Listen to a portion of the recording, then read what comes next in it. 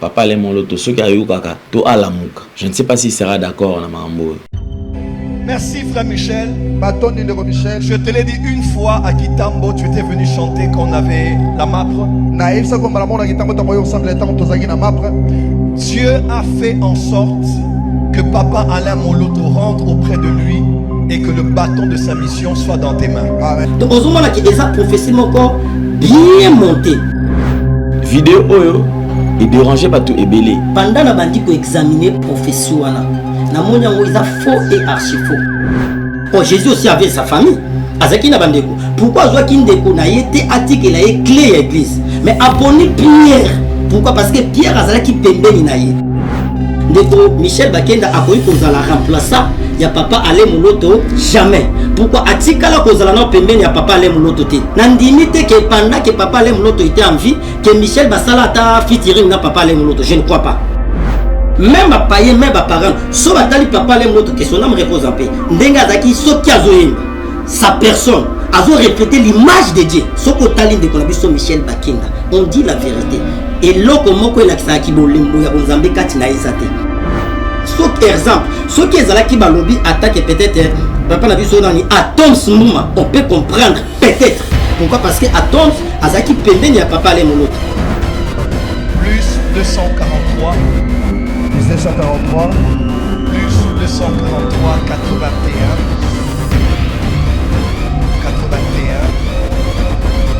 donc plus 243 81 0 4 7 donc 8 1 0 4 7 6 2 6 9. À qui appartient ce numéro? Numéro est là.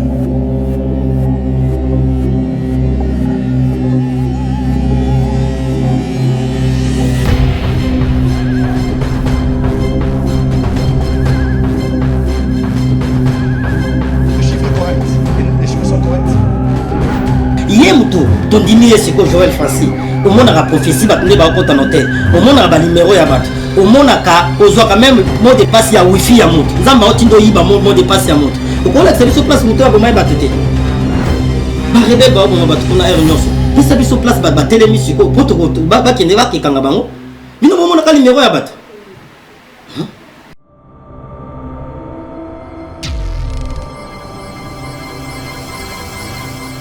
C'est un honneur de vous présenter ces grands magazines. Très chers amis téléspectateurs, vous nous suivez sur Nouvelle Tendance Télévision, culture d'excellence au rendez-vous.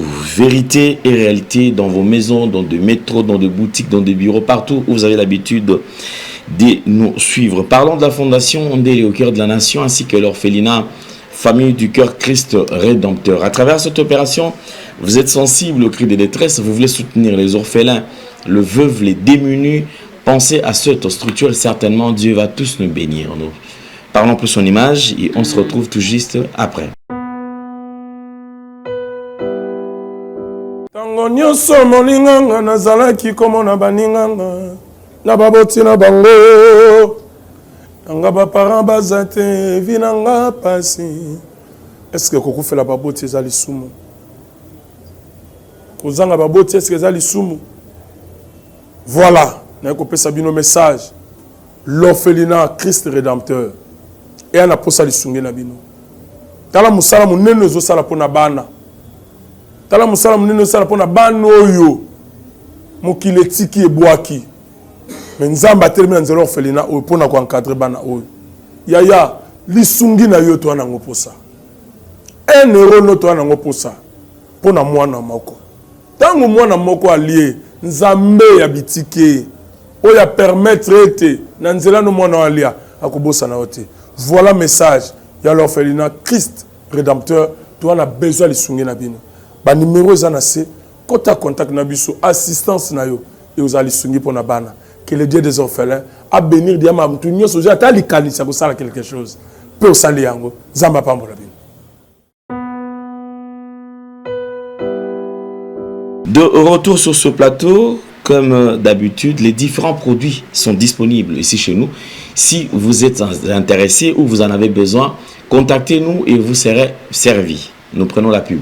Merci Banakin, Bana monde entier. Maxi bien-être. Sougala café, logo. Logo na mêlé logo mais logo est amabé. Il y a bien pour na panne technique mais ko sale la on ndenga mabete sale la ngo pona mama. Ba célibataire to lingi bino ate. So maka boma mokolo bala. Pourtant zo ba produire ngo soute. Maxi bien-être yango yo. Lukango benga ndekonanga alendele ye mutu ayebi esika ko fournir yo autant que tu veux $35 et belé na kati sobo melika moko de jour bien mais hémorroïdes banini tout ça bilialia vanda musala banini et réparer yo système ya break et réparer yo pe fonctionnement ya break de break donc et pe son fonctionnement ya bien. To comme ba congolais toujours gagner ba match.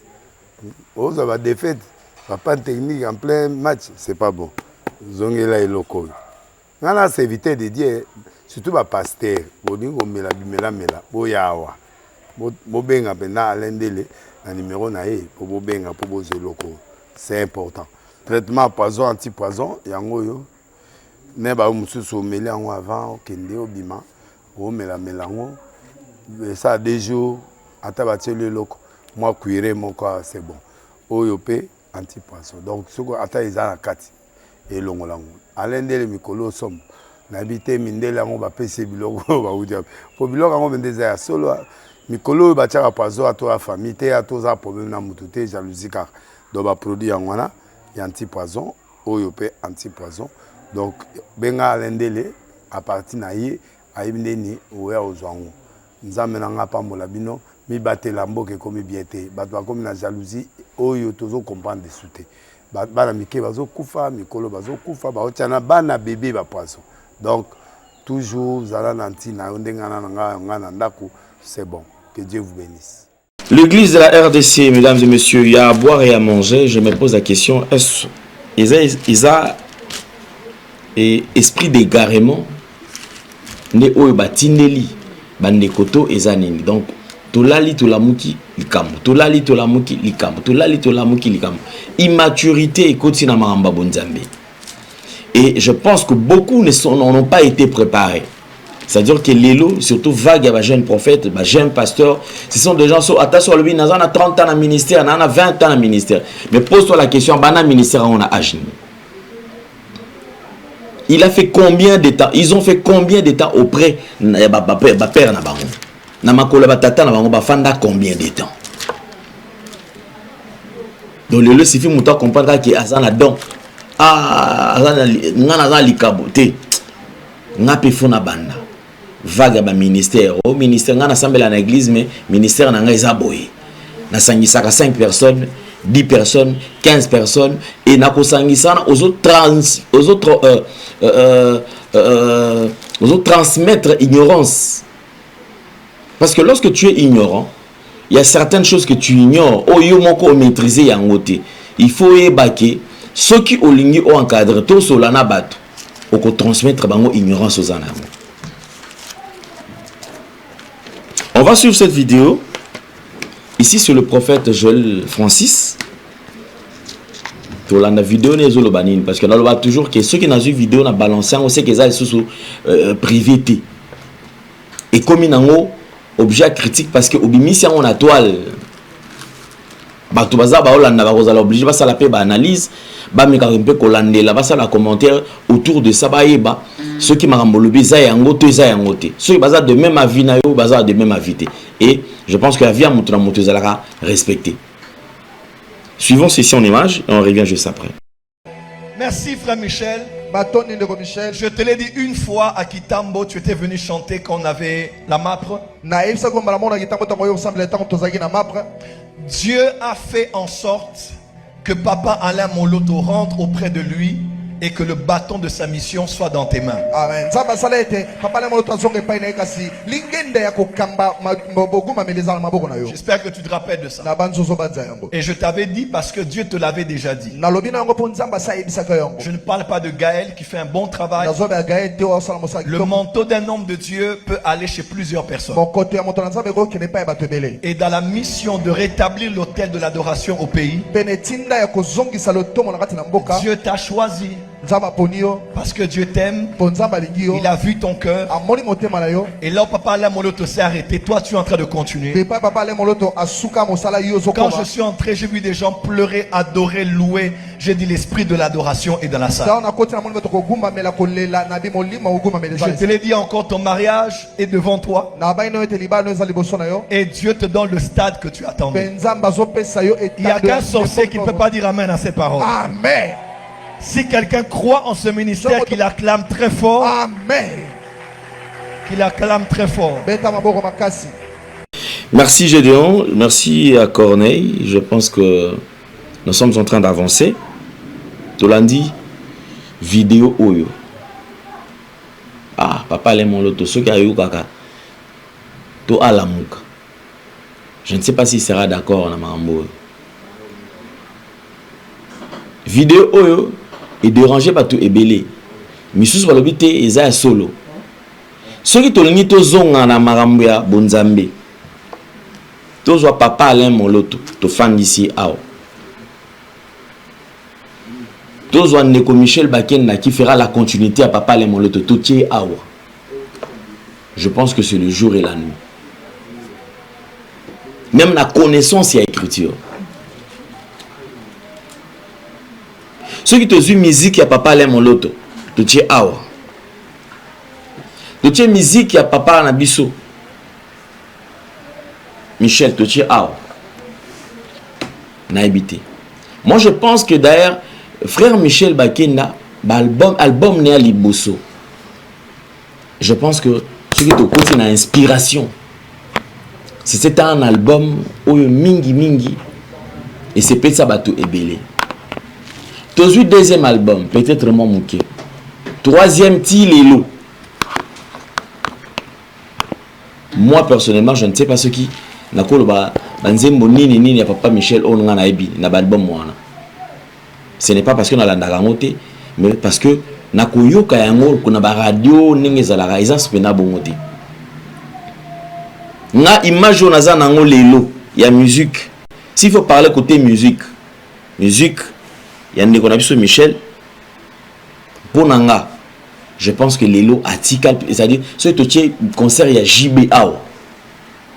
Tout ce concert, il y a papa Michel Awa. Le jour et la nuit. Si nous parlons le même langage que la réalisation, moi message mouké, attends nzembo extra nzembo mouké, il y a papa Alain Moloto. Attends ils ont en seben tout ça. Bouti langa pe ata bozu langa ta na réseaux sociaux. Seben moko. Il y a papa Michel Bakenda.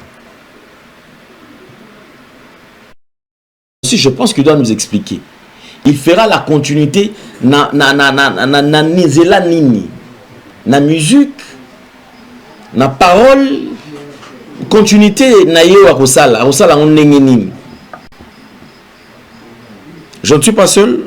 Prophète Gelor azananga awa parce que na soyez mamba kota bonzambe na bengi sabango bazala quand même tout mais un peu qu'on réfléchir ensemble tout sur la yango.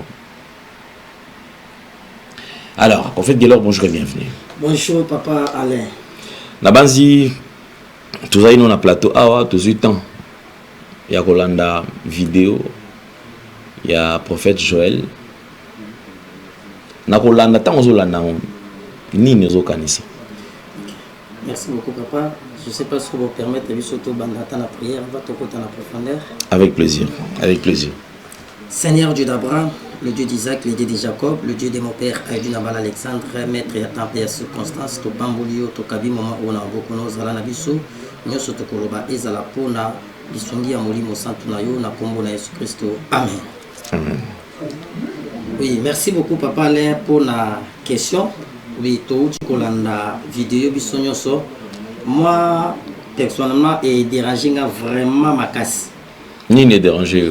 Et contenu sur la vidéo prophétie, continuité, tout ce qui est d'abord soi-disant, c'est le prophète Joël Francis est en train de prophétiser. Nakolinga, Nakabulango, on a 3 parties. Il y a question, on a répondu à 3 parties. Pourquoi on a vu 3? Première partie sur la prophétie. Deuxième partie, il y a choix. On a vu continuité. Et troisième partie, sur l'adoration. Parce que elle a ça la bangomi balé comparaison, c'est-à-dire comme si bangomi balé bazab adorateur. Et première partie, on a vu sur la prophétie. Et rôle il y a prophétie et Zalakani moi étant que prophète. Nous sommes dans le livre de 1 Corinthiens chapitre 14, le verset 3. Parce que abandonne la prophétie. Parce que azo prophétisé. Pinandinga lobi na kati ya prophétie na mambe belé ba numéro à téléphone. 1 Corinthiens chapitre 14 verset 3. La Bible dit ceci. C'est lui qui prophétise, au contraire, parle aux hommes, les édifie, les exhorte, les consoler. C'est ça, bit to rôle ya prophétie. Ils allaient pour la édification. Ils allaient pour la exhortation. Ils allaient pour la consoler batu oyo bazoyo ka prophétie. Donc lorsque soi-disant prophète Joël Francis a télémis pour na prophétiser nyon sur lobby. Donc bit ya prophétie ils allaient pour na édifier, pour na exhorter, et pour na consoler. Est-ce que par rapport à la prophétie oyo ya pesi kende konabiso Michel Bakenda Zamba pomni toi télémissier pour la continuité, il y a appel to ya ministère, il y a papa nabiso ale moloto que son âme repose en paix. Est-ce que prophétie wana est bien et édifier bato bayoki yango? Point d'interrogation. Est-ce que prophétie wana et consoler mitema ya bato? Point d'interrogation. Est-ce que prophétie wana exhorter bato? Parce que l'exhortation il faut ya et sa place qui m'a na mitema bato. Muto azoka prophétie te pas nzambe, il faut édifier certainement ça c'est le message venant de la part de Dieu. Il faut exhorter et consoler motema na. Mais envoyant prophétie nazomona place mon côté où édifier corps de Christ, où édifier le monde entier au balandiango. Nazomona tena kati ya prophétie na ye. Place où il consoler mitema ya bato. Place où exhorter bato parce que tout ce qu'il dit moi étant que prophète et parce que Bible dit il faut tout examiner la prophétie. Prophétie ba boa kakayango te bandimaka te pe baboya te mais ba examiner kayango. Moi étant que prophète pendant la bandi ko examiner prophétie wana na monyango ils a faux et archi faux. Né dans le bin on a 3 points. Premier point il y a prophétie, roto bit ya prophétie zani. C'est édifier, consoler et exhorter. Est-ce que prophétie wana exhorter bat et consoler et édifier bat? Point d'interrogation. Quant à moi, c'est non. Deuxième point sur les choix. Alors que papa Alain Mouloto ndeko Harry Papa et Michel Bakenda à sa continuité, il y a papa Alain Mouloto. Mais c'est faux. Surtout dans la Bible. Josué chapitre 1er. Nous sommes dans le livre de Josué chapitre 1er. Donc, à la continuité n'a été jamais. Bon, vous démontrez oui, d'après eux, pourquoi est-ce qu'il y a ça la continuité? Merci beaucoup, papa Alain. Pourquoi le Bible autant dans Josué chapitre 1er, le verset 6 à 7. La Bible dit ceci. N'a pas 5 pour la meilleure compréhension. Nul ne tiendra devant toi tant que tu vivras. Je serai avec toi comme j'ai été avec Moïse. Je ne te délaisserai point. Je ne t'abandonnerai point. Fortifie-toi et prends courage, car c'est toi qui mettras ces peuples en possession du pays j'ai juré à leur père de leur donner. Fortifie-toi seulement et agis et aie bon courage en agissant fidèlement selon toute la loi que Moïse mon serviteur t'a prescrit. Ne te détourne ni à droite ni à gauche afin de rester dans tout ce que tu entreprendras. Parole du Seigneur. Pourquoi on le baiser faux, papa Alain? Awa bisika totangi na Bible. Lorsque Nzambe a poni Moïse pour na kokende ta ke libérateur a kende ko libérer bana Israël. Nzamba ye na Moïse va komi na désert. Nzamba lingi siko a mettre fin na parcours to na mission ya Moïse. Or lorsque Nzambe a poni mutu pour na mission moko boye, Nzamba tiaka batu pembeni na ye pour na ba soutenir mission wana. Ndenge tolobango na Nzambe Dieu donne la vision, il donne la provision. Dieu avait choisi Moïse. Et à côté de Moïse, Moïse a été entouré na basali oyo bazaki ko soutenir vision na po ekende liboso. Et lorsque Moïse a désobéi et pas Nzambe, Nzambe a mettre fin na mission ya Moïse. Or lorsqu'ils ont mettre fin, il faut apona mutu susu à remplacer Moïse pour la continuité. Or Nzambe a koki kozwa te mutu moko boye pour remplacer mutu aussi longtemps que mutu o azolinga remplacer mutu azalaka pembeni ya mutu abanda vision te non. Ya momoni Nzambe akoka kokezwa mutu libanda te. Aponi siko Josué a ebisi fortifie toi. Prends courage car c'est toi né au kokoti sabana Israël na terre promise. Pourquoi Josué? Parce que Josué a déjà prêt à Moïse. Josué a déjà enseignement maîtrise à Moïse. Il était serviteur de Moïse. Josué a déjà la vision. Il n'y a pas Moïse parce qu'il y a Moïse. Et Nzamba est pour la continuité. C'est comme ça avec Dieu. Nzamba ko zo te mutu moko boy abimika na rien pour a continuer mission ya mutu moko boy. Tout le monde même soto zongi musika. Na histoire ya Eli na Élisée. Eli lorsque azo kende pour amatali kolo. Et mutu esenga ki azo double pension c'était Élisée. Pourquoi? Parce que Élisée azala ki serviteur ya Eli. C'est comme ça que succession na Bozambe et Salamami. Il faut mutu aza pembe na yo, mutu azui même enseignement na yo, mutu ya yebi yo bien. Et lorsque Élisée alinga atike la osko Géasi. Mais Géasi a raté le qu'on a pona muyibi le koso ya mbongo. Et yaneti basala Nzambe belé le bazo bomba ba ministère, bazo bomelo ko Nzamba tchakat na ba pona le koso ya mbongo. Tozongi même lui-même le Seigneur Jésus-Christ de Nazareth. Jésus-Christ est venu sur la terre à sa mission il y a 3 ans et demi. Jésus-Christ ne pouvait pas partir sans pour autant préparer les disciples pour continuer la mission évangile. Jésus pour amener quelqu'un aux abattoirs, appelé Pierre. Oh, Jésus aussi avait sa famille. Pourquoi Joaquin a été attiqué la clé à l'église? Mais appelé Pierre. Pourquoi? Parce que Pierre a qui Pierre a qui bien enseigné. Parce que hier à l'obike, il faux de Michel Bakenda a connu qu'on la remplacer. Ya papa allait mouloto jamais. Pourquoi atikala kozala na pembeni ya papa allait mouloto te?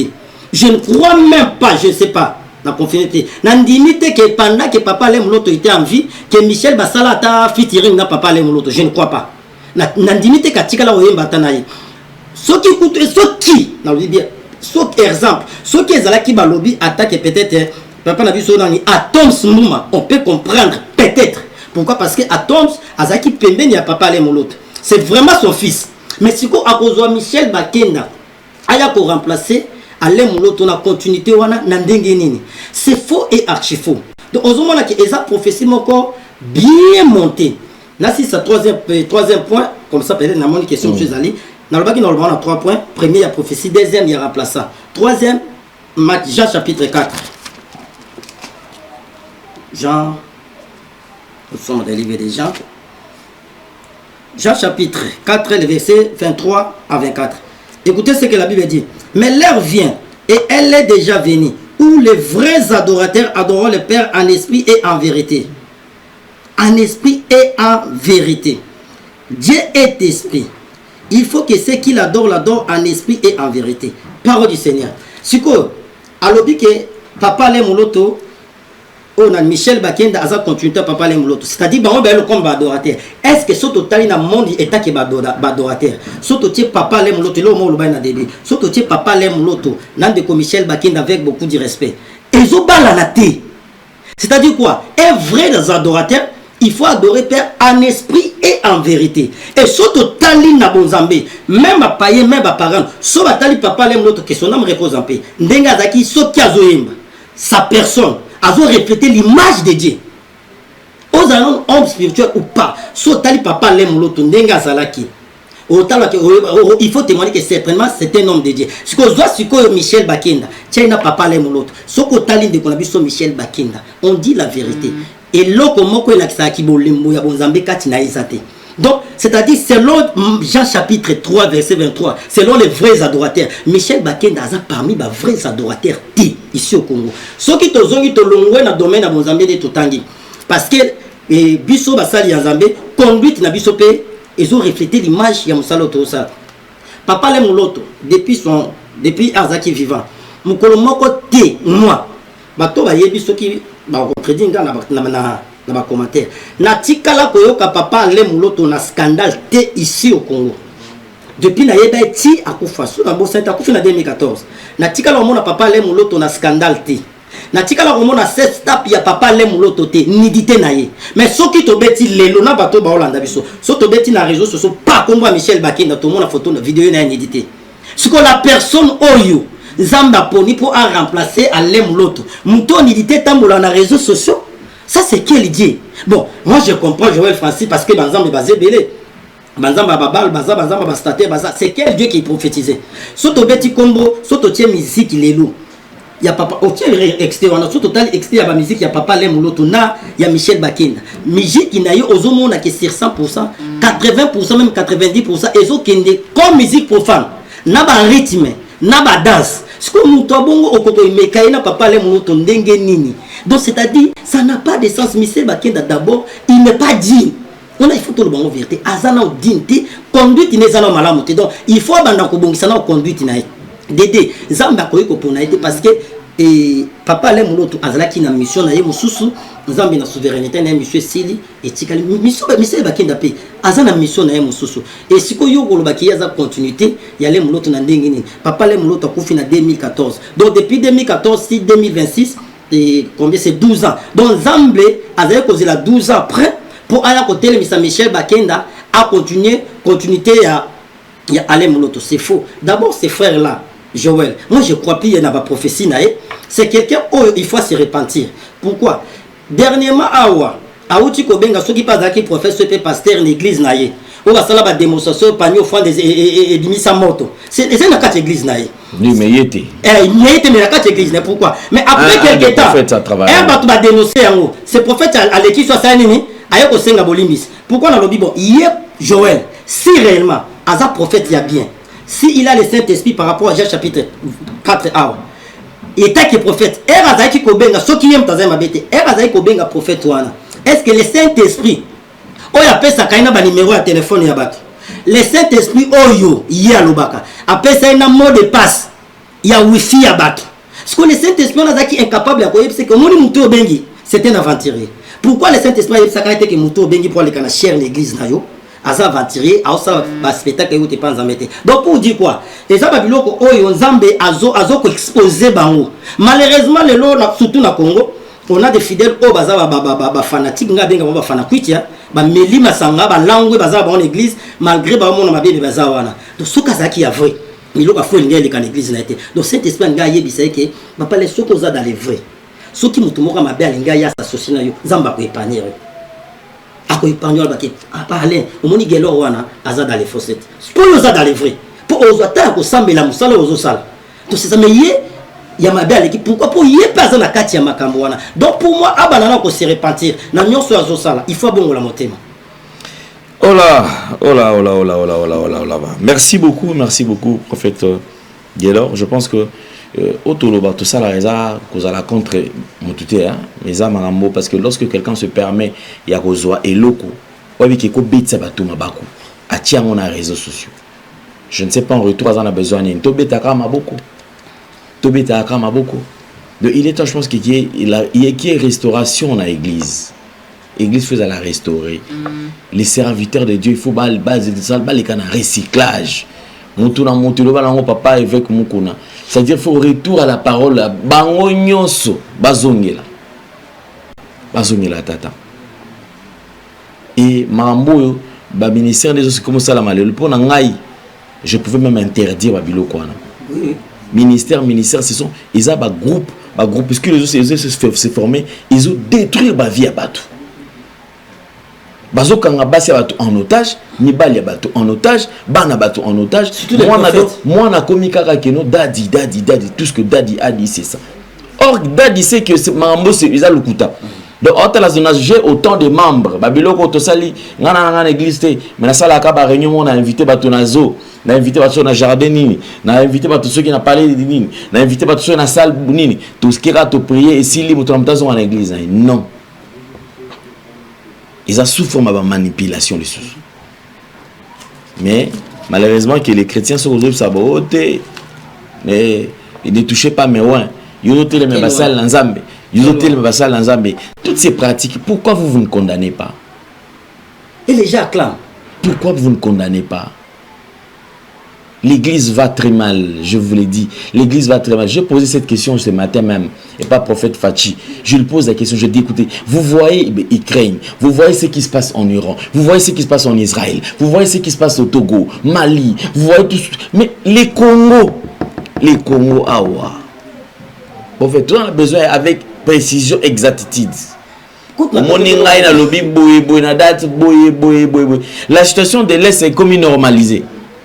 Insécurité dans beaucoup pardon qu'on est na kacho bango ba mona na ba numéro ya ba téléphone na bato na bato nde baza po ya mona na bato nde ba passer ba sale ba tu ba braquage oyo so bo localiser ba mona baza place bo ndeko ba ucho bo mandeko na biso congolais awa jeune awa bazo luka muto bo maki n'est-ce pas yé muto tondimi esiko Joël Francis au monde la prophétie bato nde ba compte en hôtel au monde ba numéro ya bato au monde ka ozo quand même mot de passe ya wifi ya muto nzamba otindo yiba mot de passe ya muto au kola que biso place muto bo mai batote donc on a ba mona ngote. Bah on a le numéro de téléphone ya bato. C'est ça ils ont le couta. Ils ont le couta. Bah rebelle ba bon bato kuna air nyonso. Pesa biso place ba télémi siko poto ba kende ba kikanga bango. Bino mo na numéro ya bato. Merci beaucoup, je pense que un conseil na vague parce que azaka yi monte ba prophète parce que belo azana katsa marambo. Surtout ba jeune ba ozo bilo na autre ngaba nini o bazo que sala bango bazuka ka babiki azana église te mais fona matana ngomba na luzizi la ne place en ozo la batu et ozo mataka na ngomba abandi prophétie bazana mangengi baza tala ebele na luzizi la na badara na baza ebele na tendance baza ebele o ba sala makambo wana. Je pense qu'un conseil parce que tous autres détruire œuvre toujours comme ça va tout ba incrédule, ils ne veulent plus accepter le basal nzambe ba lingi sous qu'on dit manzambe te pour l'année ils se disent que Dieu n'existe pas parce que s'il existait akoboma il fallait aboma ba escroignon surtout ba salam sala. Or Dieu est réel, Dieu est vivant, il existe. Si toi tu n'existes pas, tu ne crois pas, je te le dis encore aujourd'hui, crois parce que il existe. Mais chaque chose les a ranatan en amour. Même la Bible dit qu'il est riche en bonté. Il est lent en colère. Oh, quand on dit il est en colère, ça ne veut pas dire qu'il est colérique. Il est colérique. Mais c'est ma canane et il malem. Moi, déjà, les jours sont temps, ses yeux, paf, a décidé, c'est fini. Donc, tout ça, là, très attention. Dieu, il les tient à l'air. Azomona bango. Mais attendez encore un peu de temps. Beaucoup moins comment est-ce qu'il va s'en charger na bango. Puis dossier aussi la nango. Merci beaucoup Nabino Nyo surtout. Un conseil na bandeko ba prophète Odel ko salam sala oyo. Un conseil na ba fidèle o baza ba victime ya ba biloko oyo et on va passer à la deuxième partie. Merci beaucoup. Natangi na mukanda na Matthieu chapitre 24 le verset 11. La Bible dit plusieurs faux prophètes s'élèveront et ils séduiront beaucoup de gens. Et parce que l'iniquité, ça sera accru. L'homme du plus grand nombre s'effroidira. 24. Car il s'élèvera des faux Christ et des faux prophètes. Ils feront des grands prodiges et des miracles, au point de séduire, s'il est possible, même les élites. Parole du Seigneur. Pour la barre au bazolanda biso. Nalina yep sabana nzambe selon Matthieu chapitre 24, verset 11 à 24.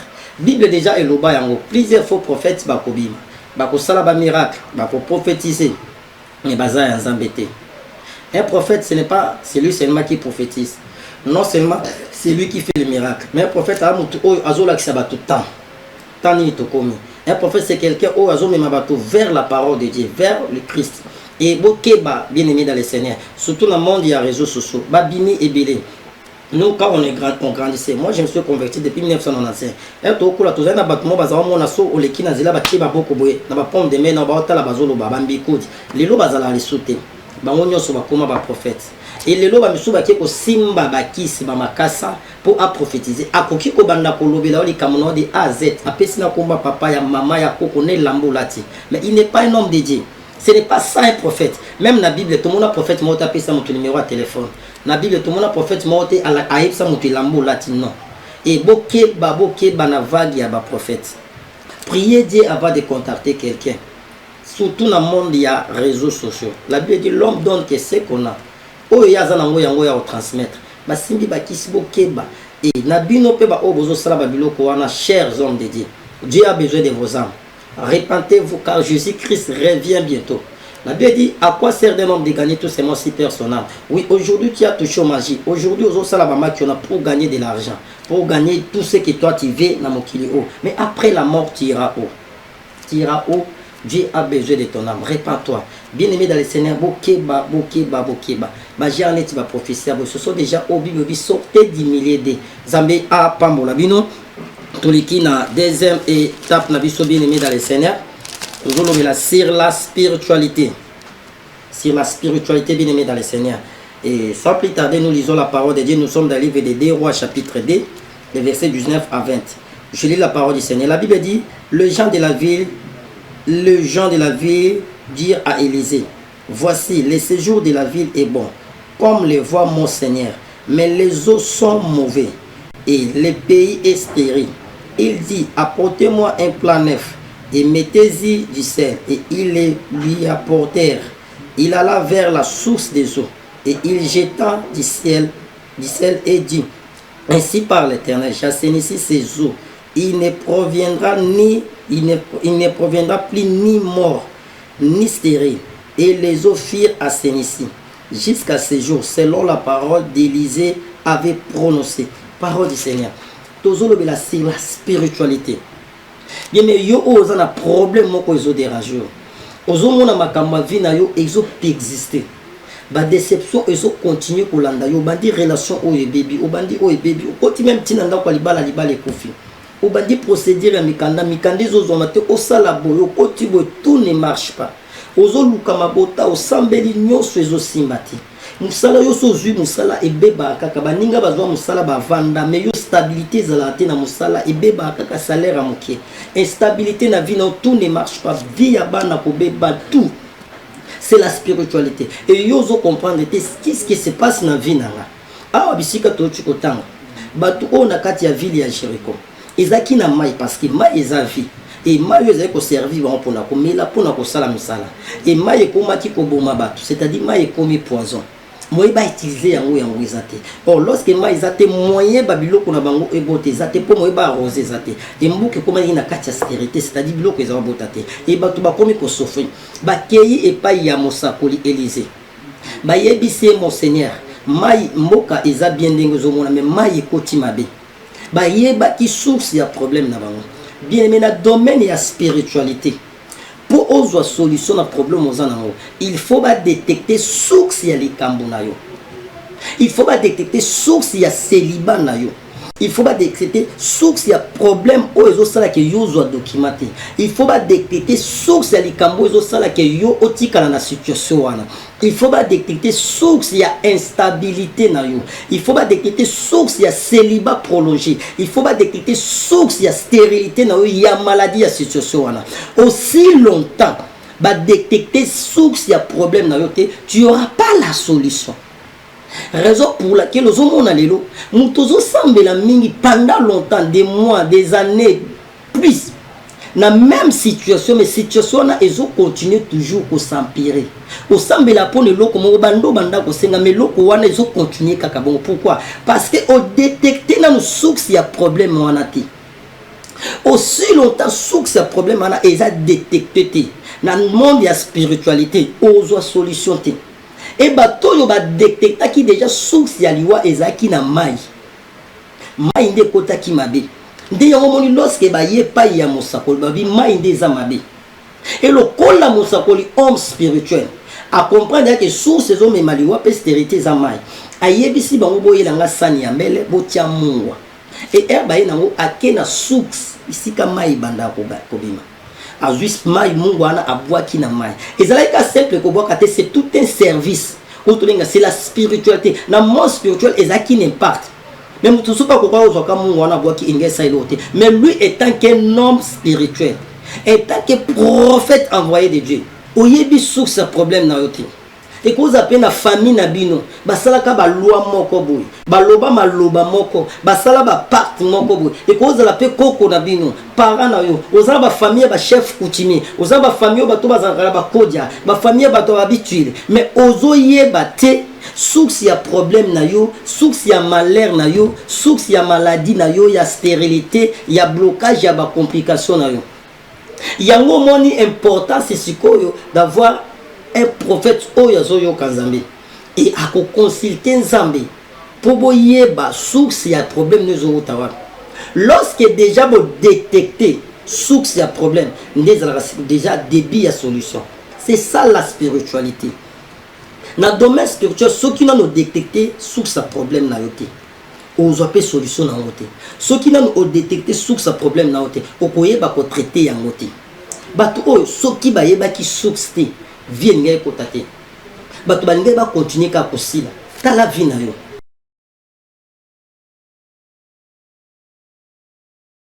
Merci Banakin, Bana monde entier. Maxi bien-être. Sougala café, logo na mêlé logo mais le logo est amabé. Il y a bien pour na panne technique mais ko sale la on ndenge mabe te sale la ngo pona mama. A célibataire to lingi bino ate. So maka boma mukolo bala. Pourtant mzo ba produire ngo soute. Maxi bien-être yango yo. Lukango benga ndeko nanga alendele ye mutu ayebi esika ko fournir yo autant que tu veux $35 ezebele na kati sobo melika moko de joga bien be hémorroïdes banini tout ça bilialia bivanda vanda musala banini et réparer yo système ya break et réparer yo pe fonctionnement ya break de break donc et pe son fonctionnement ya bien. Comme les Congolais toujours gagné le match. Ils ont défaite. Pas de technique en plein match, c'est pas bon. Ils ont là et locaux. Là, c'est éviter de dire, surtout les pasteurs, ils disent que mela, boyawa.